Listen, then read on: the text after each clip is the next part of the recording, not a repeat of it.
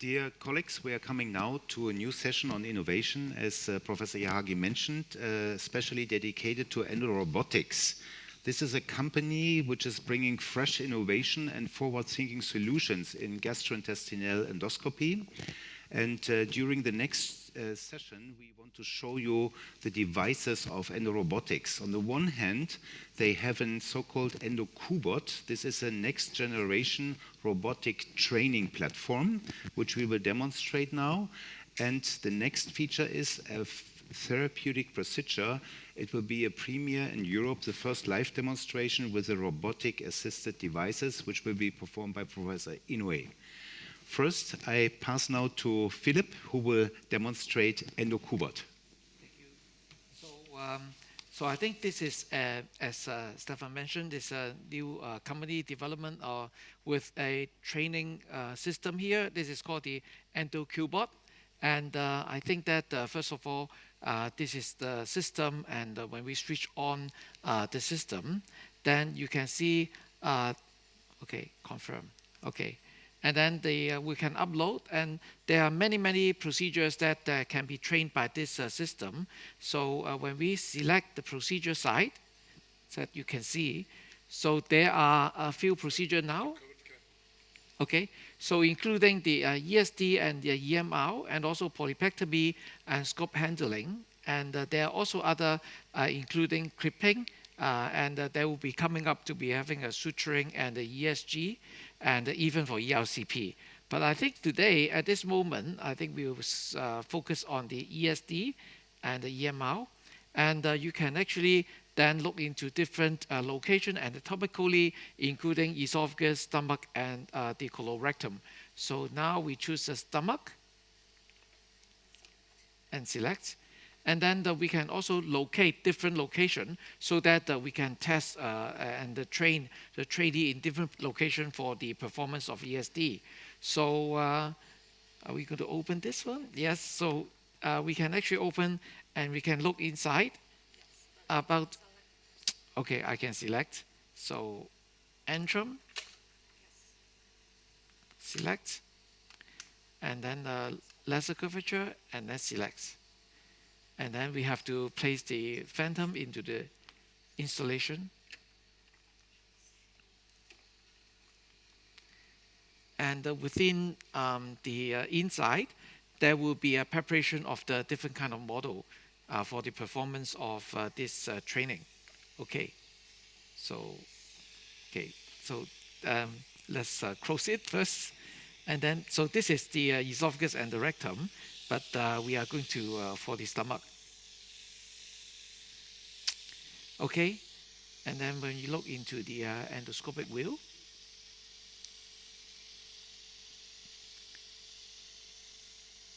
so now this is the inside.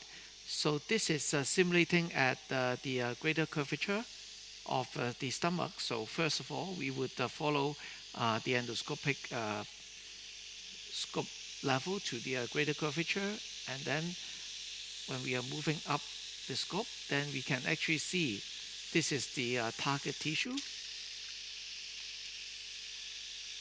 and then we can now use the ESD device for the marking. So this is the dual knife.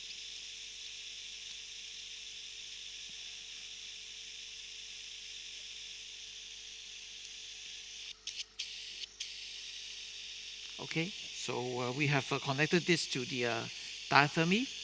Yes, just to confirm. Okay.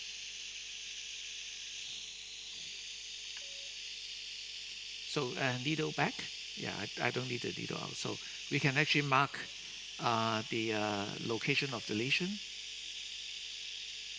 So I think usually when we train people, then we would the trainer is going to mark around the lesion, and then the trainee is going to perform the ESD procedure. At the beginning, of course, we don't actually make so large as a reasonable size of the lesion. So that's the marking, and then afterwards we are going to inject.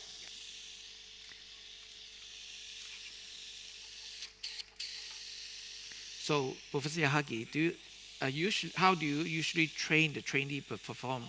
Finally, give training for the younger generation, we usually use isolated pig stomach. That means it is necessary to prepare specific instruments only for the animal training. Needle out. Usually, institution doesn't have specific endoscope only for animal experiment. That's why this kind of new simulator has a great merit because you can use the same endoscope for the human procedure. Inject. Yeah, I think this is quite good. To my surprise, actually, the model is actually very good in the simulating needle back. Yes, and then inject again.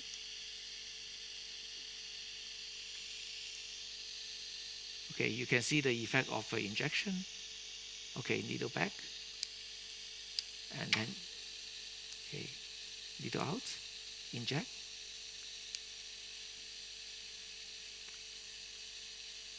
Okay, enough. Yes. Okay, little out. Inject a little bit more over here. So, and then I think you can also teach, needle back.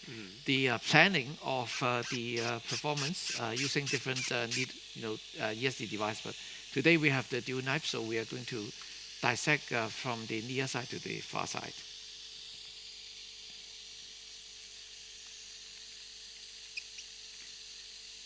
And of course, this is also going to save some of these, not only the porcine stomach model, but maybe also the animal training. Yeah.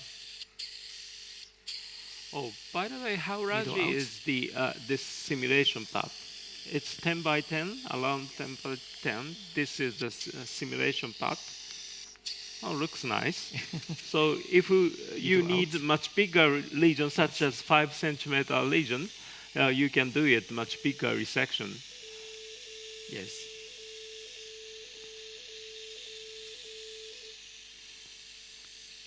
Oh, we can see the nice blue color within the submucosal layer. Yes, and I think that from my feeling, the dissection it can actually simulate quite well, especially in terms of the dissecting resistance and also the effect to the diathermy.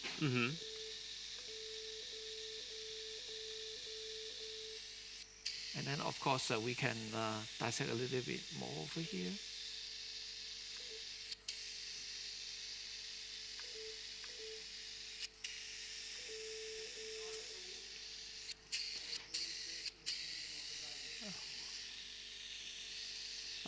But probably you can use cutting current even for the submucosal dissection, but of course we can use the coagulation current for the submucosal dissection. Yeah, so I just use the cutting mode. So now I can try on the coagulation mode like this. Yes, now Philip is using forced coag for submucosal dissection. It's 35 watt.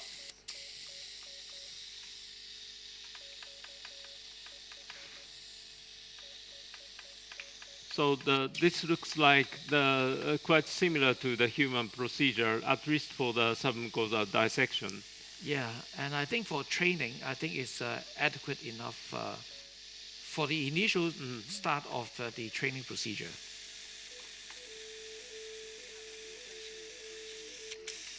Yes, and then of course, this is not only simulating. So I think it's just like the initial phase, but we can also simulate the human respiratory, effects on this dissection. Oh, really? It's really surprising situation that the machine can reproduce the respiratory movement during the procedure. Okay, so we can confirm, and now this is like having some respiratory movement. So it added the difficulty. Maybe it's level 2 training. Yeah. Okay. Yeah. I think it's just a demonstration of how we can actually simulate. Yeah. Yes. That looks great. Yes. Okay. So maybe now we can go into the live demonstration.